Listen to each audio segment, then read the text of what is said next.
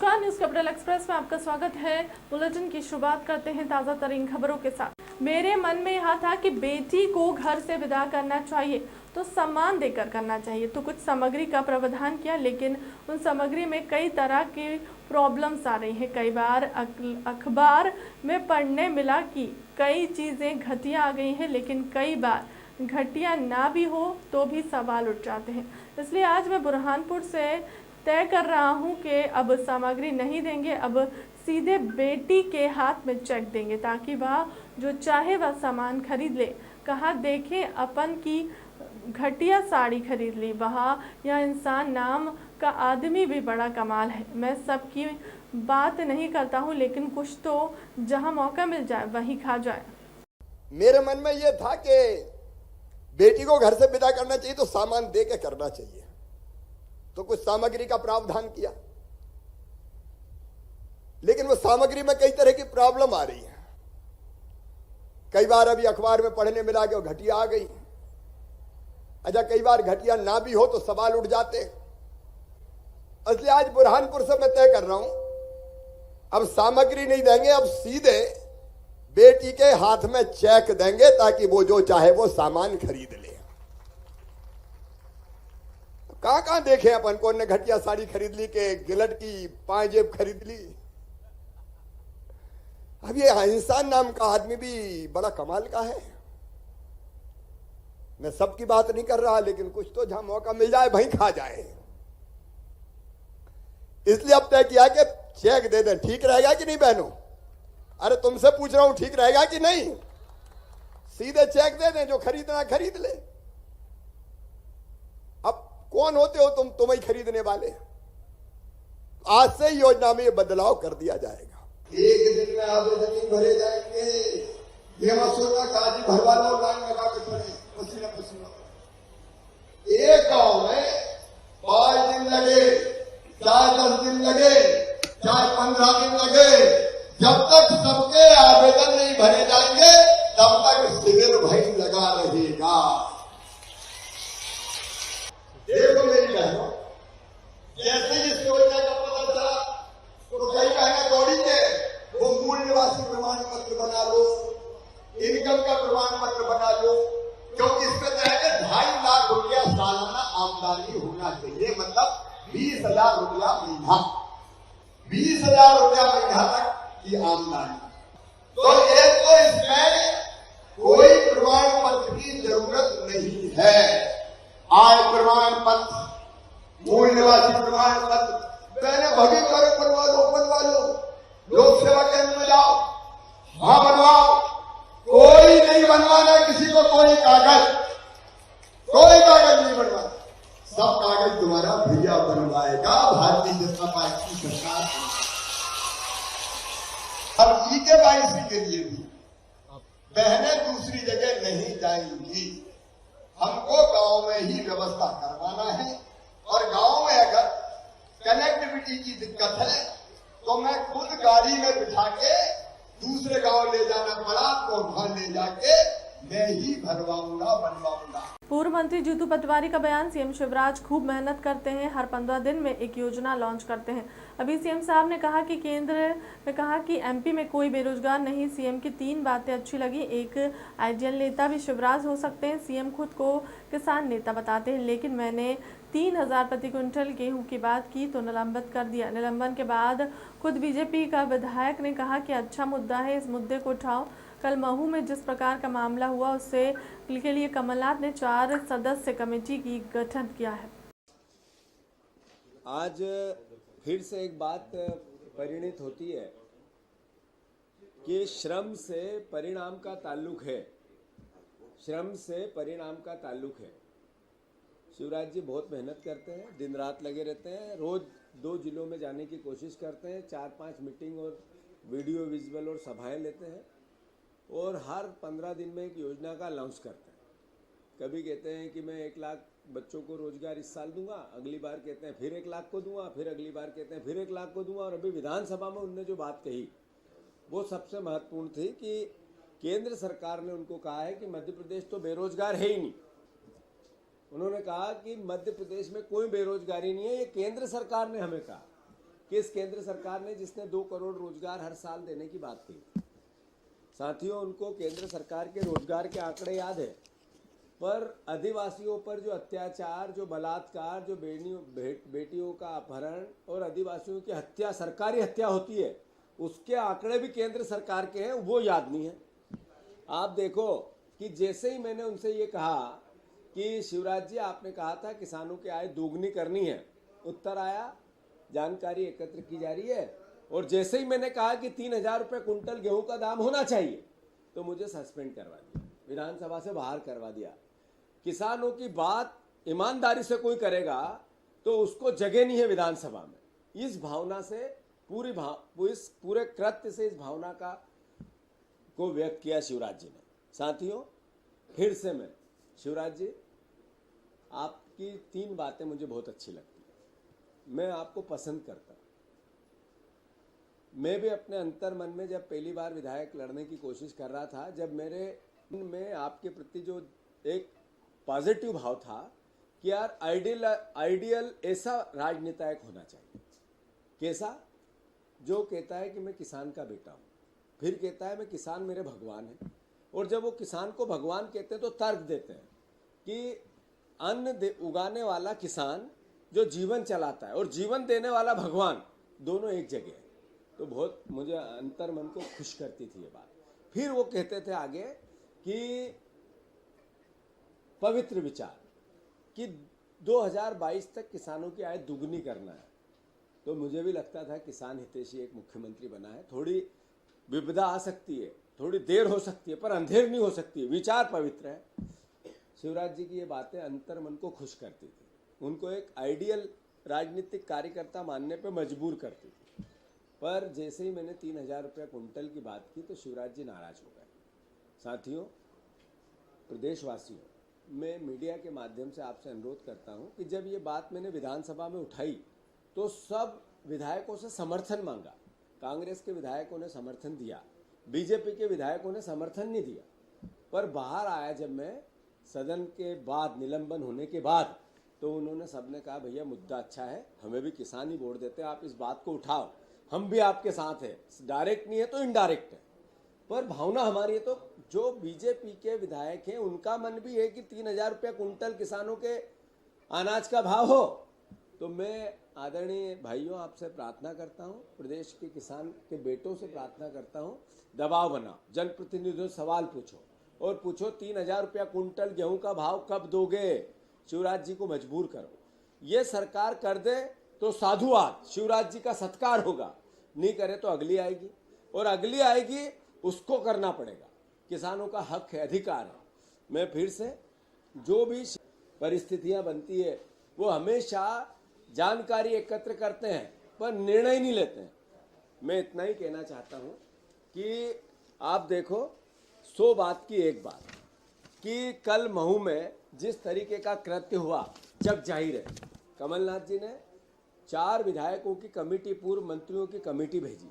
वहां पर किस तरह का घटनाक्रम था, एक बच्ची आदिवासी, उसके साथ बलात्कार होता है, सामूहिक बलात्कार होता है, पीएम रिपोर्ट में क्या आएगा, सर्वविदित होगा, पर हत्या हुई है, ये इसको कोई नहीं झुठला सकता। हत्या होने के बाद जब हक मांगा गया, न्याय मांगा गया तो गोलियां चलाई गई। ये सरकार एक बार ऐसा नहीं किया।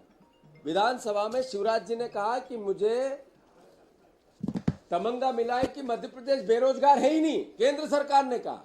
तो केंद्र सरकार ने तो यह भी कहा कि हर 3 घंटे में एक बच्ची के साथ मध्य प्रदेश में बलात्कार होता है। केंद्र सरकार की रिपोर्ट ने कहा, एनसीआरबी की रिपोर्ट ने कहा। शिवराज जी, ये कैसे भूल गए आप कि हर 3 मिनट में एक बच्ची के साथ बलात्कार होता है, मेरे ही मध्य प्रदेश में होता है। यही लाडली बहना जिसके लिए आप योजना बना रहे हो, मध्य प्रदेश के 60 वर्ष से अधिक अपराध 92%, 92.3% जनसंख्या के खिलाफ, महिलाओं के खिलाफ अपराध मध्य प्रदेश में होते हैं। सबसे बड़ा ग्राफ है कि 2021 में अनुसूचित जाति के अत्याचारों के खिलाफ अपराध दर आगे बढ़ी है। दलितों के अत्याचार में 19% मामले बढ़े हैं। आदिवासियों के अत्याचार के खिलाफ लगातार वृद्धि हो रही है। तो मामा के राज में भांजियों के साथ ये उत्पीड़न क्यों? ये सवाल मध्य प्रदेश की केंद्र सरकार, मध्य प्रदेश की सरकार ने केंद्र सरकार को दिया है। साथियों, नाबालिग बच्चियों के साथ देश में 33,000 मामले आए हैं 2021 में, जिसमें 3515 मामले सिर्फ मध्य प्रदेश के हैं। 65,000 मामलों जो बालिग बुजुर्ग महिलाओं के साथ हुए हैं, जिसमें 6462 मामले सिर्फ मध्य प्रदेश में हुए हैं। मतलब आप ये देखो कि मध्य प्रदेश के हालात क्या है।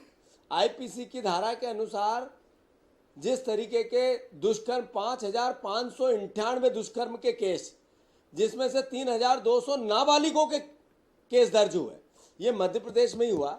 एनसीआरबी के आंकड़े हैं। मैं मानता हूं हर 17 मिनट में एक महिला के खिलाफ, मैंने बेटी के खिलाफ किया हर 3 घंटे में, हर 17 मिनट में एक महिला के खिलाफ बलात्कार जांची होती है इस मध्य प्रदेश में। ये एनसीआरबी के आंकड़े हैं, मेरे आंकड़े नहीं। मैं आप सबसे अनुरोध करना चाहता हूं, शिवराज जी को ये बताना पड़ेगा महू की घटना के बाद कि किस तरीके का आपने जंगल राज पैदा कर दिया है। हमारी जो कमेटी गई थी वो एक रिपोर्ट बना के अभी विधानसभा में और आपके सामने 10:30 बजे पेश करेगी।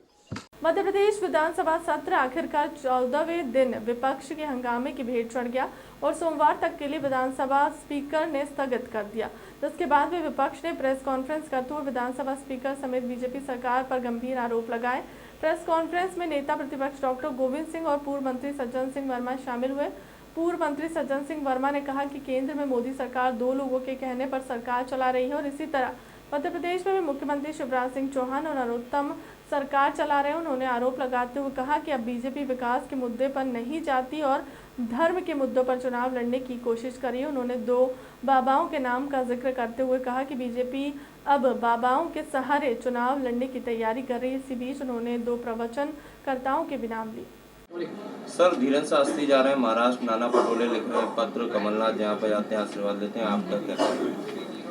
देखिए, मैंने बार बार कहा कि भारत एक बड़ा देश है। हर प्रदेश की अपनी अपनी राजनीतिक, सामाजिक, धार्मिक परिस्थितियाँ अलग अलग होती हैं। यदि नाना पटोले ने पत्र लिखा है धीरेन्द्र शास्त्री जी की सभा नहीं होने का, उन्होंने जो दृश्य मध्य प्रदेश के देखे हैं, तमाम आपकी चैनलों ने दिखाए हैं कि कई लोग, सैकड़ों लोग मर गए इस तरह की धर्म सभाओं में, भगदड़ मच गई, व्यवस्थाएं नहीं थी। इसलिए उन्होंने कहा कि इस तरह का हमारे वहाँ कोई आवश्यकता नहीं है। और बात असली ये है कि भारतीय जनता पार्टी में नरेंद्र मोदी से आरंभ करता हूँ। नरेंद्र मोदी जी और मध्य प्रदेश में शिवराज चौहान। दिल्ली में सरकार मोदी नहीं चला रहे, या तो अडानी अंबानी चला रहे हैं, बाबा लोग चला रहे हैं। इस देश के बाबा लोग सरकार को दिशा निर्देश दे रहे हैं। कोई बाबा बोलता है कि 4 बच्चे होना चाहिए, कोई बोलता है कि 1 बच्चा आरएसएस में दे दो। ये क्योंकि बीजेपी को अपने उस पर भरोसा कम है आने वाले चुनाव में, तो ये बाबाओं की सभा करा के अपना महिमंडन करवा के, हिंदू मुस्लिम करवा के, ये इसलिए इस तरह की सभाओं का है। क्या ऐसे बाबाओं पर बैन लगना? अब देखिए, बैन लगाने का बोलेंगे तो उनके कई तरह के चक्षु आ जाएंगे। पर आपने खुद देखा है, सीहोर प्रदीप मिश्रा जी की सभा में भगदड़ मची, कितने लोग मरे। ये तो जो शासनकर्ता लोग हैं, या तो वो अंधे हैं, उनको इस तरह के निर्णय लेना चाहिए। पूरे देश ने देखा है कितने लोग मरे थे सीहोर में आज से 1 महीना पहले। बागेश्वर धाम तो आप भी गए थे कमलनाथ जी? जी हाँ, हमें कमलनाथ जी को निमंत्रण था धीरेन्द्र शास्त्री जी का। 2-3 बार फ़ोन पे चर्चा हुई। उन्होंने निमंत्रण दिया था कि मेरे वहाँ एक सप्ताह मनने वाला है, वो कन्यादान, विवाह और ये वो, तो उन्होंने आग्रह किया था कि एक बार आप आएँ। तो कमलनाथ किसी स्टेज पे नहीं गए। ये शिवराज जाएंगे तो स्टेज पे माइक लेके इधर से उधर घूमेंगे, ये करेंगे। हम इस तरह का कोई महिमा मंडन नहीं करते। निमंत्रण था एक संत का, चले गए, बात करके आ गए। तो आप पटोले के समर्थन में? पटोले के समर्थन, मैंने आपसे कहा कि हर राज्य की धार्मिक, राजनीतिक, सामाजिक परिस्थितियाँ अलग अलग हैं। मध्य प्रदेश में सैकड़ों लोगों की जान गई इस तरह की सभा में, इसलिए उन्होंने ऐसा लिखा होगा। उन्होंने कहा है कि अंधविश्वास फैलाते धीरेन्द्र शास्त्री। वो उनका नजरिया है, मैंने कहा ना, उन्हें ऐसा लगा होगा ना, जिस धर्म सभा में आप आयोजन कर रहे हो कि यहाँ आने से ऐसा होगा और लोग वहाँ मर रहे हैं, तो उनकी आस्थाओं पे भी कुठाराघात हुआ, इसलिए उन्होंने। ऐसा तो नहीं यहाँ पे धीरेन्द्र शास्त्री की फिल्म फॉलोइंग है, वहाँ पे संत तुकाराम की, तो दोनों जगह कांग्रेस बैलेंस करना चाह रही है जैसे। नहीं, कांग्रेस, देखिए हम सारे धर्मों को, हम कांग्रेस के लोग भारत में समान महत्व देते हैं। हमारे बाबा साहेब आम्बेडकर के लिखे हुए संविधान की मूल आत्मा प्रथम पंक्ति है कि भारत राष्ट्र एक धर्मनिरपेक्ष राष्ट्र है, हम उस पर चलने वाले लोग। हुआ आगे, क्योंकि आज तो 14 दिन हो गए हैं, आप वापस ले रहे हैं, नहीं तो स्वतः शून्य हो जाएगा। स्वतः शून्य कैसे होगा? हमने तो अविश्वास प्रस्ताव दे दिया लिखित में, तमाम सारे विधायक के साइन। दुर्भाग्यपूर्ण है कि मध्य प्रदेश की विधानसभा में स्पीकर जिस तरीके से कार्रवाई चला रहे हैं, ये मैं समझता हूँ कि इतिहास में कभी ऐसा नहीं हुआ। आप बीजेपी का मतलब का जो संकल्प होता है, बिना कार्यसूची में आए हुए, पिछली बार बीबीसी की डॉक्यूमेंट्री का तो उन्होंने बिना कार्यसूची में आए आपने संकल्प पारित करा लिया। अहीर रेजिमेंट जिससे लाखों करोड़ों लोगों की आस्था जुड़ी है, अहीर रेजिमेंट का संजय यादव ने संकल्प लगाया था, दूसरे विधायकों के संकल्प लेके उस संकल्प को स्पीकर ने गायब कर दिया। हमने रिक्वेस्ट की कि यदि आपने बीबीसी डॉक्यूमेंट्री का अचानक ले लिया तो इसको भी ले सकते हैं, 1 मिनट बोलने का मौका दे दो। लेकिन ये हर दृष्टि, हर विषय को राजनीति के तराजू में तोलते हैं, स्पीकर से लेकर शिवराज और नरोत्तम मिश्रा, इसलिए अहीर रेजिमेंट के संकल्प को गायब कर दिया। सर, जो अविश्वास प्रस्ताव आप लेके आने वाले थे, उस पर क्या आज आखिरी? मैंने पहले भी कहा कि जिस स्पीकर के खिलाफ अविश्वास प्रस्ताव आता है, नैतिकता यदि वो मानते हों तो नैतिकता के आधार पे अपनी कुर्सी से उतर जाना चाहिए। और एक सभापति की तालिका बनी है हमारे वहाँ, यदि अध्यक्ष नहीं बैठेंगे तो कौन बैठेगा, उसमें सीनियर व्यक्ति को कुर्सी सौंप कर उतर जाना चाहिए था। आज आखिरी दिन है, ये नैतिकता का तकाजा है। अब स्पीकर साहब जिस ढंग से सदन चला रहे, मुझे नहीं लगता कि इसमें कोई विचार करने की बात करेंगे। पूर्व मंत्री विजय लक्ष्मी साधो का बयान, युवती के साथ की गई बर्बरता, पीड़ित परिवार से मिलकर आई विजय लक्ष्मी साधो। पूर्व मंत्री विजय लक्ष्मी साधो ने सीबीआई जांच की मांग की है। मामले में विजय लक्ष्मी साधो ने चौथे स्तंभ से न्याय दिलाने की करी मांग। विजय लक्ष्मी साधो ने कहा, घमंड में चूर है सरकार, आदिवासी पीड़ित परिवारों पर सरकार कर रही है अत्याचार। विजय लक्ष्मी साधो मृतक युवती और युवक के परिवार से मिलकर आई। सदन में मुख्यमंत्री और गृह मंत्री से विपक्ष ने की इस्तीफे देने की मांग। विपक्ष के इस्तीफा देने के नारों से गूंजा सदन। मऊ मामले को लेकर विपक्ष ने सरकार पर बोला जमकर हमला। रात भर उसके पास वहाँ उसके घर वालों के साथ रही, लड़के के घर भी होके आई। लड़का मऊ तहसील का था, जिसकी पुलिस बोलने से मृत्यु हुई है। लड़की मेरे क्षेत्र की थी, उनके परिवार के साथ रही। बहुत आक्रोश है, बस नौजवान टीम में भयानक आक्रोश है। लड़की की सीधे सीधे हत्या हुई। जो उसकी बॉडी के बारे में मुझे बताया, उससे सीधे सीधे हत्या प्रतीत होती है। उनका आरोप है बहुत गरीब परिवार है, बिल्कुल झोपड़ी में रह के उस बाप ने अपनी बेटी को ग्रेजुएशन करवाया और उसकी आशा थी कि वो कॉम्पिटिटिव एग्जाम में बैठ के कुछ बने। और बाप ने उसके ऊपर जो मजदूरी करके, उसके पास मात्र 1.5 बीघा जमीन है, मजदूरी करके उस बेटी को जो पढ़ाया है, उसकी आशाएं थी कि वो बेटी कुछ कर पाए। उस बेटी को निर्मम तरीके से उसके ऊपर सामूहिक बलात्कार कर जिस तरह से उसकी जघन्य हत्या की है, ये rare of the rarest case है। और मैंने मांग की थी यहाँ पर कि 1 करोड़ उसके परिवार को दिया जाए और उसके परिवार के एक व्यक्ति को सरकारी नौकरी दी जाए। लेकिन मुझे अफसोस के साथ भाई लोगों को बताना पड़ रहा है कि सरकार घमंड और अहंकार में इतनी चूर है कि एक गरीब आदिवासी बच्ची का चरित्र हनन कर रहे हैं, उसके परिवार के ऊपर एफआईआर दर्ज कर जो न्याय मांग रहा है उसके ऊपर अन्याय किया जा रहा है। आप सब अगर लोग मेरे साथ अगर वहाँ होते तो आपको भी लगता कि किस तरह से उस बाप ने अपनी बेटी को पढ़ा लिखा के इस लायक बना रहा था। मैं आपसे भी निवेदन करना चाहती हूँ कि बहुत जघन्य के अपराध है ये मामा घुटनों के बल बैठकर लाडली बहना लाडली लक्ष्मी मामा बाप भांजा भांजी कहता है ये टोटकी बंद करें। और इस प्रदेश में जो भांजियों के ऊपर अत्याचार हो रहे हैं, जो बहनों के ऊपर अत्याचार हो रहे हैं, जो छोटी छोटी बच्चियों पे अत्याचार हो रहे हैं, उसके ऊपर देखिए ये अहंकार बंद करें। ये वो देश है जहाँ रावण का अहंकार नहीं चला। मेरा निवेदन है हाथ जोड़कर, बहुत बहुत विनम्रता से कह रही हूँ मैं, ये उस बच्ची के ऊपर बहुत ज्यादा मोदी करेंगे। मैं जाके देख के आई, मैं उस परिवार में घुस के आई, मैं उसने परिवार वालों ने जो उसकी बॉडी का जो डिस्क्रिप्शन बताया वो मैं सुन के आई, पूरी रात चल के आई हूँ मैं। साहब ने जो कमेटी बनाई वो देख के आई है, कमलनाथ जी ने जो कमेटी बनाई वो देख के आई है। बहुत जघन्य अपराध हुआ है। मैं आपसे भी मांगती हूँ, पत्रकार बंधुओं और चौथा स्तर में उस लड़की को न्याय दिलाए। उस लड़की को नहीं, प्रदेश की हर लड़की को न्याय दिलवाइए।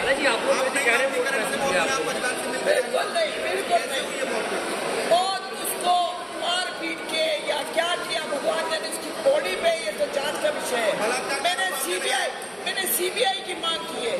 मैंने सीबीआई की जांच होनी चाहिए, ताकि दूध का दूध और पानी का पानी। कांग्रेस विधायक कुणाल चौधरी का बयान, मध्य प्रदेश में कर रही है काम, युवाओं के साथ मध्य प्रदेश सरकार कर रही है छलावा। कभी परीक्षाओं के पेपर लीक होते हैं तो कभी एग्जाम के पेपर लीक होते हैं। शिक्षा माफियाओं के तंत्र पर काम कर रही है सरकार। अधिकारियों की मिलीभगत से युवाओं के भविष्य को किया जा रहा है बर्बाद।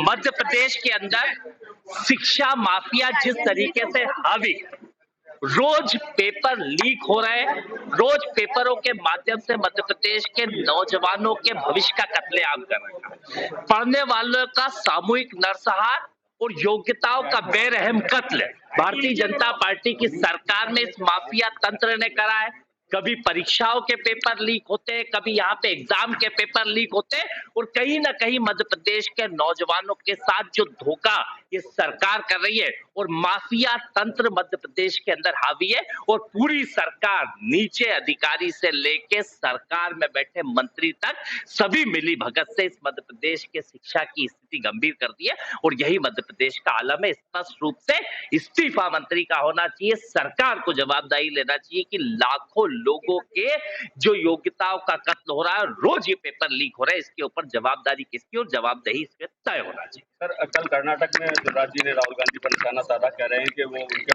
मुझे लगता है कि शिवराज जी इस मध्य प्रदेश में जितना झूठ बोल सकते हैं उस झूठ को छुपाने के लिए कि कैसे मध्य प्रदेश के नौजवानों के भविष्य के साथ खिलवाड़ हो रहा है, इधर उधर की बातें करते हैं। बिल्कुल शक इनको होगा, क्योंकि ये इनके नेताओं का आजादी के समय अंग्रेजों के साथ गुलामी कर रहे थे और राहुल गांधी जी का परिवार अंग्रेजों से लोहा ले रहा था। और आज भी इस देश की उन्नति और तरक्की के लिए इस देश को जो रास्ते दिखाने का काम करते हैं, गरीब मजदूर किसान की आवाज राहुल गांधी है, तो उनको तो ये मंदबुद्धि दिखेंगे ही सही, क्योंकि कोई व्यक्ति किसान की बात कैसे कर सकता है। जीतू पटवारी जी ने किसान के गेहूं 3000 रुपए कुंटल मांगे तो उनको इस मध्य प्रदेश की विधानसभा से सस्पेंड कर दिया। मध्य प्रदेश में और देश में जो किसान की बात करेगा उसे ये मंदबुद्धि कहेंगे, पर किसानों के हक और अधिकार के लिए कांग्रेस पार्टी, राहुल गांधी सब लड़े। पूर्व वित्त मंत्री तरुण भानोट का बयान, सरकार लगातार कर्ज में रही है, प्रदेश की हालत ठीक नहीं है, कई राज्यों से अधिक आरबीआई से ले चुके कर्ज। आरबीआई ने सरकार को चेताया, पहले भी सदन में मामला उठाया था और अब फिर उठा रहा हूँ। उसमें भी मैंने ये बात कही थी, तब शायद माननीय मंत्री महोदय ध्यान नहीं दे रहे थे। मैं वो भी लाया हूँ, मैं आरबीआई ने जो कहा है वो कागज़ भी लाया हूँ।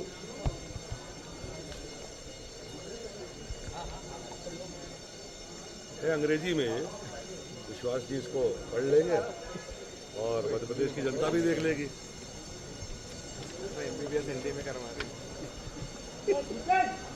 The RBI has identified 10 Indian states, Punjab, Rajasthan, Kerala, West Bengal, Bihar, Andhra Pradesh, Jharkhand, Madhya Pradesh, Uttar Pradesh and Haryana to be the states with the highest debt burden. Rajasthan भी है सर? हाँ है, और भी है। उससे मुझे राजस्थान की बात आप क्यों कर रहे हैं? हाँ, कांग्रेस शासित राज्य है, वहाँ भी गड़बड़ियाँ हुई उसके पहले, बाद जब भाजपा का शासन था, वो भी रिपोर्ट में लिखा, आपने विस्तृत तरीके से पढ़ी है।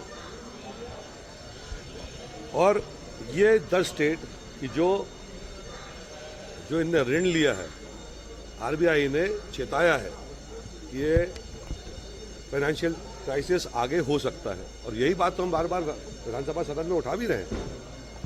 तो इसमें क्या गलत है? ये क्यों उसको देखिए, 22-23 के लिए जो बजट एस्टीमेट है, आंध्र प्रदेश टोटल डेप्ट is projected at 32.8% of its GSDP, Bihar का 38.7%, केरला का 37.2% और मध्य प्रदेश का 33.3%। ये इस कागज में लिखा है, ये मैं अपने घर से नहीं लाया हूँ।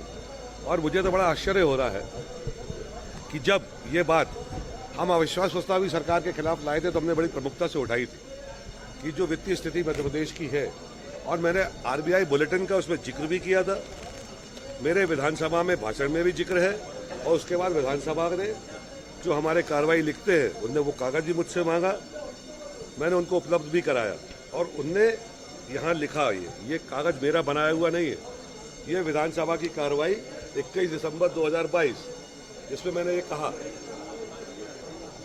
In the first stage of the analysis a panel of indicators is employed to identify fiscal vulnerability based on the debt GSDP ratio in 2021 from among the 10 states identified by the necessary condition. Madhya Pradesh has the greatest number of debt GSDP ratio. तो ये सब record में है, माननीय मंत्री जी को भी मैं एक प्रतिलिपि इसकी दे दूंगा और आप फिर पूछ लीजिएगा। महू मामले पर विधानसभा में बोले पूर्व गृह मंत्री बाला बच्चन, पीड़ित परिवार के ऊपर सरकार ने पुलिस से करा दी है उल्टी एफआईआर दर्ज। पीड़ित परिवार को 9 घंटे तक पुलिस ने थाने में बिठाए रखा। युवती के साथ किया गया है दुराचार और फिर कर दी गई हत्या। अपराधियों को संरक्षण दे रही है सरकार, पीड़ितों पर करा रही है उल्टी मामले दर्ज। पीड़ित परिवार से मिलकर आया कमलनाथ की जांच कमेटी। आदिवासी लोगों पर प्रदेश में लगातार हत्या, डकैती, लूट के मामले बढ़ रहे हैं। आदिवासियों पर पिछले साल की तुलना में 128% की बढ़ोतरी हुई है आपराधिक मामलों में। सभी मीडिया के साथियों को नमस्कार। आज हम बड़े दुखद घटना लेकर आपके सामने उपस्थित हुए हैं। अभी मैडम साधु जी ने और बाला बच्चन जी ने पूरा घटनाक्रम आपको बताया, क्योंकि उनके विधानसभा क्षेत्र का मामला है। कल हम गए थे इंडिया में, क्या है आप ये बताइए। इंडिया गए थे, छोटे गांधी गए थे और उनके माता पिता से मिले और उनके रिश्तेदारों से मिले और वो बड़े दुखी है। आज पूरे प्रदेश में आदिवासियों में जबरदस्त आक्रोश है।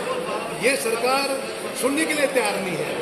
अब उसकी हालत ऐसी है कि जब एक होनहार लड़की थी, वो पिता बेचारा गरीब, उसकी छोटी सी टापरी और उसमें वो अपना मजदूरी करके काम चलाते हैं और उस लड़की को ले जाके उसने वहाँ पर जो भाजपा का कार्यकर्ता है उसने वो ले जाके उसके साथ बलात्कार किया और ज़्यादा, और फिर मैंने बात उसने अपनी खबर कर बता दी कि उसकी वहाँ पर हत्या हुई और उसका हमने फोटो देखा, उसके मैंने सीने पे चोट है और उसके आगे आजू बाजू चोट है। वे सब चोट होते हुए फिर वहाँ पर जब उसकी हत्या हुई उसके मतलब माँ ने उसके बाद खबर फिर पता लगा कि उसकी माँ बोले कि हाथ जल गया है, लड़की की माँ। और उसके बाद फिर पुलिस से फोन आया कि वो उसकी डेड बॉडी हमारे थाने में आ गई है। तो कितना मतलब जैसे बताया कि 8-10 घंटे तक पुलिस वहाँ पर मतलब लोग रोते रहे, बिलखते रहे, मगर उसकी एफआईआर दर्ज नहीं की, जिसमें हमारे सीनियर मोस्ट आदिवासी नेता आदरणीय कांतिलाल भूरिया जी भी है, मैं हूँ, पाचीलाल मेहरा जी है, हनुमान सोलंकी जी है। हम लोगों ने जाकर दोनों जगह स्पॉट में हमने जो देखा है, आदरणीय दीदी ने जैसा जो बोला है, मैं वो उस बात की हम लोगों ने भी वहाँ पर जो पुष्टि पाई है और ओरिजिनल जो अपराधी है शिवराज सिंह जी और उनकी सरकार अपराधियों को बचा रही है, और जो पीड़ित है पीड़ितों को अपराधी बना रही है, और ओरिजिनल जो अपराधी है उनको राजनीतिक संरक्षण दे रही है। और 7 घंटे 8 घंटे तक एफआईआर नहीं ली गई। जो हमारी आदिवासी युवती के साथ में जो अत्याचार हुआ है, जो घटना जो घटी है, किसी से छिपी नहीं है। वो धामनोद पड़ती थी, धामनोद से महू पलासिया वो कैसे आई, और उसके बाद जो उनके साथ जो है, हम आपको स्पष्ट बताना चाहते हैं कि ये वीडियो हमने भी सबने जो देखे हैं, उनके पिताजी की बात हमने जो सुनी है कि बर्बरता की गई है, उसकी हत्या की गई है युवती की, और उसके बाद जब कार्रवाई के लिए थाने में गए तो 9 घंटे तक कोई पुलिस कार्रवाई नहीं हुई है। और उसके बाद जब परिवार के लोग पहुंचे, संबंधी पहुंचे, तो उनके ऊपर पुलिस ने बर्बरता और अमानवीय कार्रवाई जो की है, ये उसका उदाहरण है। जो हमारी जो दीदी, उनके पिताजी के ऊपर कार्रवाई कर दी, परिवार के ऊपर कार्रवाई कर दी, जो न्याय जो मिलना चाहिए। मैं आपको ये बताना चाहता हूँ, नेमावर की घटना, बिस्तान नीमच की घटना, मानपुर की घटना के बाद 5वीं 6ठी घटना हो गई है। 3 दिन पहले नरोत्तम मिश्रा जी ने जो एक प्रश्न के जवाब में बोला है, बताया है कि आदिवासी महिलाओं पे, युवाओं पे और बलात्कार जो बढ़ रहा है महिलाओं के साथ, लगभग जो लूट है, हत्या के प्रयास है, बलात्कार है, उसमें लगभग 128% की बढ़ोतरी हो गई पिछले साल की तुलना में। और कहीं पर भी मध्य प्रदेश में आदिवासी संरक्षित नहीं है। इस कारण से हमारी ये पीड़ा है, और उस बात को अगर हम विधानसभा में उठाते हैं, सरकार उस बात को उठाने नहीं देती है। जानकारी एकत्रित की जा रही है, लॉ एंड ऑर्डर पूरी तरह से खत्म हो जा चुका है। हमने चश्मदीद जाकर इन चीजों को हमने देखा है, पाया है। और दीदी की विधानसभा क्षेत्र आता है डॉक्टर विजय लक्ष्मी साधो जी का, हम उनकी बात से सहमत है, और दोनों पीड़ित परिवारों से मिले हैं, और पीड़ित परिवार को अपराधी बना रहे शिवराज सिंह जी। तो ये मैं समझता हूँ कि घोर निंदनीय है, बहुत बड़ा अपराध और अन्याचार और अत्याचार आदिवासियों के साथ में हो रहा है। हम जितनी बात बोले मैं समझता हूँ कि कम है। हम आपको बहुत जल्द इससे संबंधित प्रेस नोट भी उपलब्ध करा रहे हैं कमेटी का। महू मामले में सज्जन सिंह का बयान, पीड़ित परिवार के ऊपर पुलिस ने कर दी है एफआईआर, सीबीआई जांच की मांग कर रहे हैं। पूर्व मंत्री विजय लक्ष्मी साधो के इलाके की घटना, वहीं सीबीआई जांच की मांग करेंगे साथ में। तो हम ये देखना चाहते हैं कि स्पीकर अपने स्वविवेक से, आसंदी से हटके जो सभापति की तालिका उसमें से किसी को सौंपते हैं कि नहीं, उसके बाद उस पर हम लोग बात करेंगे। स्वविवेक से, आसंदी से हट जाना चाहिए, और सभापति तालिका के किसी वरिष्ठ व्यक्ति को कुर्सी पे बिठाना चाहिए अध्यक्ष पद की। तो ये असली यदि अविश्वास प्रस्ताव चर्चा होती है, आपके पास बहुमत तो नहीं है, लेकिन देखिए बहुमत, हम तो जनता के सामने एक अध्यक्ष की गरिमा, अध्यक्ष पद की किस तरह गिराई गई सदन में, हम जनता के सामने वो लाना चाहते हैं। क्या बहुमत के आधार पे तानाशाह बन जाओगे? क्या लोकतंत्र की हत्या करते रहोगे? क्या हम जो आवाज जनता की बन के विपक्ष में बैठे उठाना चाहते वो नहीं उठाने दो? ये बातें जनता के सामने हम लाएंगे। आपके खिलाफ विशेषाधिकार हनन का जो है वो बीजेपी लेके आई है। हाँ बिल्कुल बिल्कुल ठीक है। पहले हमने नरोत्तम मिश्रा के खिलाफ, गृह मंत्री के खिलाफ, जो उन्होंने पुस्तिका फेंकी थी नियम संचालन की, जब हमने देखा कि एक गृह मंत्री, संसदीय मंत्री ये कृत्य कर रहा, फेंक के नेता प्रतिपक्ष को मार रहा है, और उस पुस्तिका के हिसाब से अध्यक्ष विधानसभा के संचालन नहीं कर रहे, तो ऐसी किताब का औचित्य क्या, हमने फाड़ के फेंक दिया। ये लाडली बहना देखिए, ये जो मास्टर स्ट्रोक बोल रहे हैं ना शिवराज चौहान कि लाडली बहना हमारा मास्टर स्ट्रोक है, वही लाडली बहना शिवराज को पकड़ के मारेंगे एक दिन कि 2 करोड़ महिलाओं को देने की बात चल रही है, और मुश्किल से मिलेगा 25 लाख महिलाओं को भी नहीं मिलेगा। पड़ोस में रहने वाली महिला ही आके, अरे बात अब अपन आदिवासी में कर ले। एफआईआर की कापी जरूर मंगवाइएगा, बड़ा इम्पोर्टेंट इशू है। जिस आदिवासी युवती के साथ अत्याचार हुआ, रेप होता है, उसका मर्डर होता है, उसी के माता पिता और भाई पे एफआईआर कर दी गई। ये शिवराज की सरकार है। जो लड़का मरा गोली चालन में, उसके खिलाफ, वो तो बेचारा नौकरी से आके देख रहा था क्या हुआ, उसके खिलाफ भी, उसके परिवार, उसके खिलाफ भी उन्होंने एफआईआर दर्ज की है। हम शिवराज चौहान का इस्तीफा मांगते हैं कि जो पीड़ित परिवार है उसी को अपराधी बना के आप दुनिया के सामने क्या नजीर पेश कर रहे हैं। हम शिवराज चौहान का इस्तीफा मांगते हैं। हम कहते हैं कि जो थानेदार था सही समय पे एफआईआर दर्ज कर लेता तो क्या आंदोलन की आवश्यकता पड़ती? क्या वो निरीह व्यक्ति जो देखने खड़ा हुआ था उसकी जान जाती? क्या उस पर भी 302 का मुकदमा लगाया जाना चाहिए और 1-1 करोड़ रुपया दोनों परिवार को दो, 1-1 नौकरी दो और प्रधानमंत्री आवास किया है। आप लोगों से मुखातिब होंगे वो लोग भी, आपके सामने उन लोगों को हम जो देख के आए हैं आपसे बात कराएंगे और सीबीआई जांच की मांग हमारी विजय लक्ष्मी साधव, हमारी पूर्व मंत्री, जिसके क्षेत्र में कि वो महिला है, वो अभी सीबीआई की मांग और हम लोग करें। फिलहाल के लिए अब तक की खबरों में इतना ही। देश दुनिया की तमाम बड़ी खबरों के लिए बने रहे हमारे चैनल के साथ। नमस्कार।